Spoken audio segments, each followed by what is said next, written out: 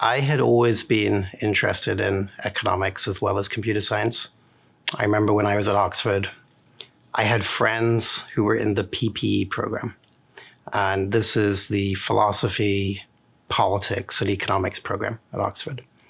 And so I was in conversations around economics, but it wasn't so much a mathematical economics. I didn't really know at the time that there was a way to use mathematical modeling to be able to think about economics. And what happened was when I was at Penn, the professor who was teaching the AI class was Lyle Unger.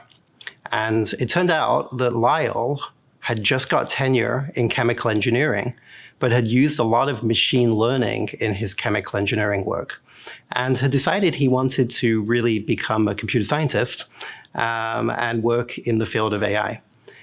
Was looking for a PhD student. I was a master's student, had no idea what that meant to be a PhD student, but he was kind enough to talk with me. We had lots of meetings, and I said, okay, this sounds interesting. And it turned out that Lyle Unger had an MBA and had an exposure to thinking economically as well as AI work.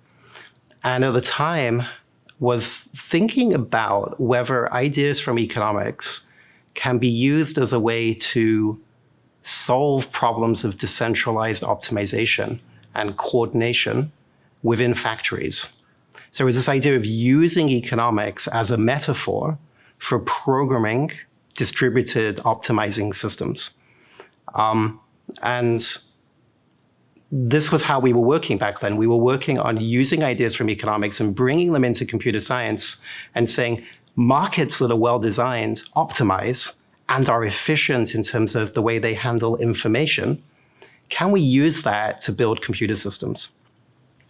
That was back in the mid to late 1990s. It was really before the internet exploded.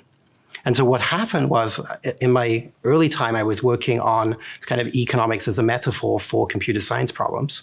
And then when the internet happened, all of a sudden, the economy became digital. And when the economy becomes digital, then it's operationalized, it's automated through computer science. And so then all of a sudden it was, okay, thinking as a computer scientist about problems in economics.